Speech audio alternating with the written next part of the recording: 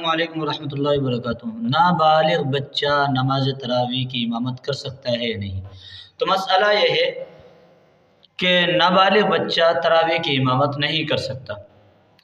جیسے امامت کے لیے فرض نمازوں کی امامت کے لیے بالغ ہونا شرط ہے، ایسے ہی نماز تراویح کی امامت کے لیے بھی بالغ ہونا شرط ہے۔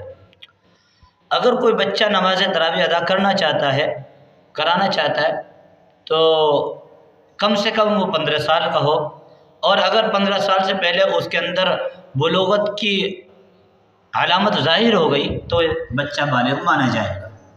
لیکن اگر کوئی علامت ظاہر نہیں ہوئی بالغ ہونے کی تو پھر قمری حساب سے آپ کو یعنی چاند کے اعتبار سے 15 سال کی عمر لگانی ہوگی۔ اگر اس اعتبار سے وہ 15 سال کا ہو گیا تو وہ بچہ بالغ ہوگا اور اس کے پیچھے نماز تراویح ادا کرنا درست ہوگا۔ السلام علیکم ورحمۃ اللہ وبرکاتہ۔